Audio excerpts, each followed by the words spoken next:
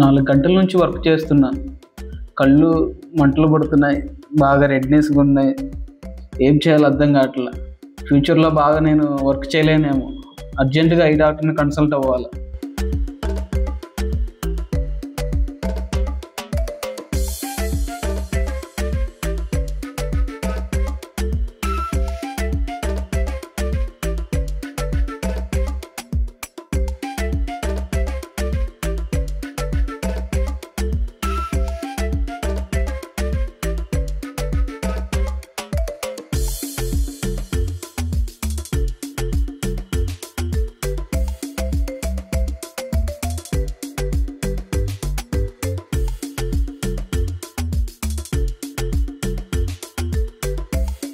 So చూసారు కదండి ఆ యంగ్ పర్సన్ ఎలా సఫర్ అవుతున్నారు.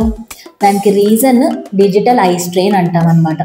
సో ఎప్పుడైతే మనం స్క్రీన్స్ని అంటే ఫోన్ స్క్రీన్ అనే కాదు, టీవీ లేకపోతే ల్యాప్టాప్, డెస్క్టాప్ వీటన్నిటిని ఎక్కువ ఎక్సెసివ్గా కంటిన్యూస్గా చూస్తూ ఉంటామో అప్పుడు మన కళ్ళు అలసిపోతాయండి. సో దాన్ని మనం డిజిటల్ ఐ స్ట్రెయిన్ అంటాము. సో ఇంకొక థింగ్ ఏంటంటే మనం స్క్రీన్స్ చూసేటప్పుడు కళ్ళు ఆర్పడం కూడా మర్చిపోతాం. పెద్దవాళ్ళు అంటారు కదా, కళ్ళు అప్పగించి చూస్తున్నామని. నిజంగానే మనం కళ్ళు అప్పగించి చూస్తామండి. కళ్ళు బ్లింక్ చేయడం అంటే కళ్ళు ఆర్పడం అనేది స్క్రీన్స్ చూసే టైంలో చాలా వరకు తగ్గిపోతుంది.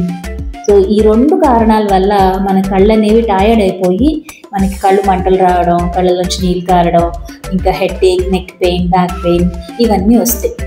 సో వీటన్నిటికీ సొల్యూషన్ ఏంటి అంటే స్క్రీన్ టైంని తగ్గించుకోవడం. సో బెస్ట్ సొల్యూషన్ అయితే అదే.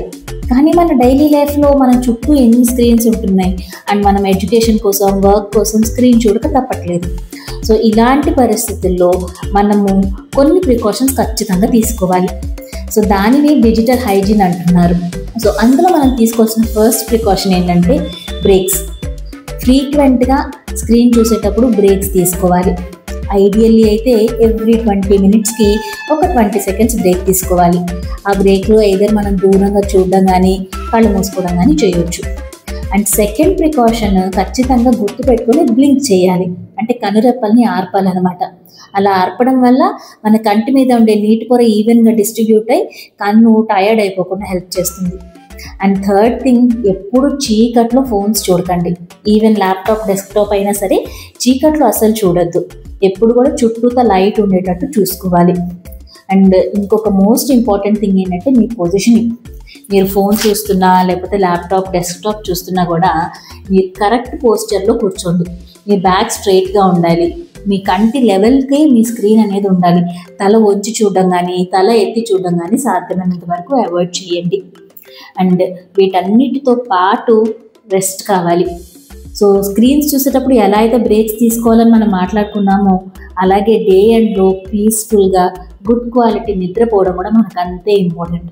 ఎప్పుడైతే మన స్లీప్ క్వాలిటీ బాగుంటుందో నెక్స్ట్ డే మనము కంప్లీట్గా రీజువినేట్ అవుతాము. ఫుల్గా రిఫ్రెష్ అయ్యి మన వర్క్ కానీ మన పని మనం చేసుకోగలుగుతాం. బట్ ఏంటంటే చాలాసార్లు స్లీప్ క్వాలిటీ అనేది పూర్గా ఉంటుంది.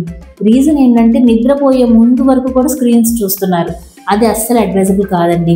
మీరు నిద్రపోవడానికి అట్లీస్ట్ ఒక 1.5 అవర్ ముందు నుంచే స్క్రీన్స్ చూడడం ఆపేస్తే మీ మైండ్ రిలాక్స్ అవుతుంది, మీ ఐస్ రిలాక్స్ అవుతాయి అండ్ మీ స్లీప్ క్వాలిటీ కూడా బాగుంటుంది.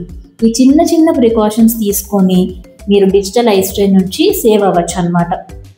సో డిజిటల్ ఐ స్ట్రెయిన్ లేకపోతే లాంగ్ టర్మ్ చక్కగా వర్క్ చేసుకోగలుగుతారు అండ్ ఇబ్బంది కూడా పడాల్సిన అవసరం ఉండదు. ఓకే, డాక్టర్ గారిని కలిసిన తర్వాత నా ప్రాబ్లం సాల్వ్ అయ్యింది. ఇలా అయితే నేను డిజిటల్ ఐ స్ట్రెయిన్ నుంచి ఈజీగా బయటపడగలను.